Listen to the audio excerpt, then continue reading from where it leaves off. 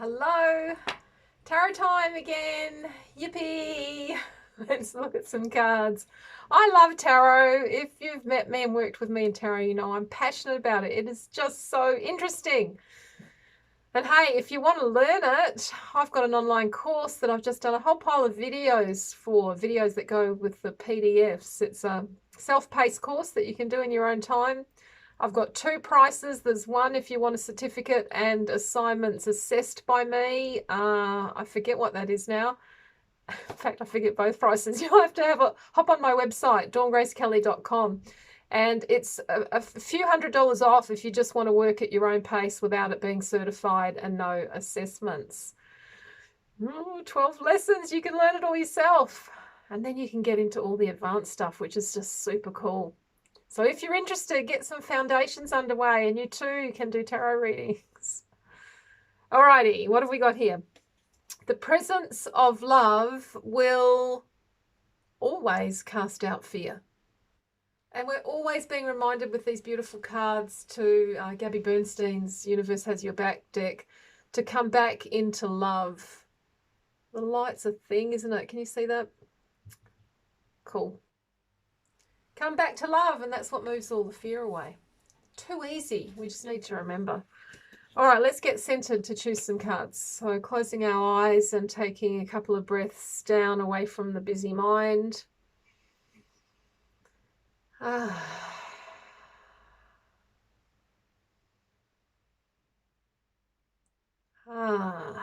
Nice.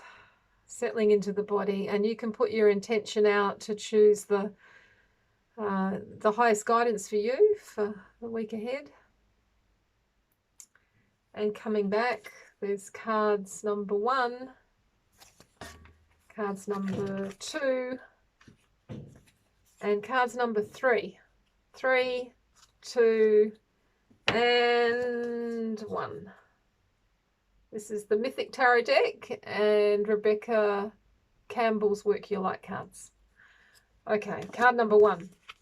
Major Arcana, some big life shifts for you. This is death. Death, but death with a sunrise and death with some beautiful offerings. So death is a card that can be scary for people who don't know tarot, but if you can think outside the box a little bit, you know what it symbolizes, don't you? Death. It's an ending and it is a new beginning. A new beginning, that's what the sunrise is about. So here we are being shown that a new life is about to come up for you, but you do need to let go of the old one and you do need to be calm about it. There I am peeking. You do need to be calm about it. So big feelings coming up because, you know, grief. So loss needs to be processed because when there's death, there's always a letting go of something, isn't there? So this is the kind of energy that can take years to move through if you don't do the feelings. So feel what's being, feel the emotions, let the old go so the new can come in. A whole new chapter in your life. I think this is super exciting. And what does Rebecca Campbell's card say about that? Pillar of light. Your vibration is raising. Wow. Your vibration is rising. You are the oracle. You are the oracle. So time to come into your inner knowing, your intuition, and trust that. Get out of the head while this change is happening. Don't worry about the shoulds and the musts. Trust your heart. Your vibration is rising. So the old is not working for you anymore. And, this is happening to a lot of us, isn't it? History is history. We can't keep running the same tapes that were working for us, possibly even 6 months ago, but definitely before this year. This is 2020 vision year, remember? So the old must go. The new you needs to come in. So trust what your heart is telling you and trust your inner knowing. That's exciting. Alrighty, what's number 2? Number 2 is the 5 of Swords. What's happening here? Is that your higher self telling you off?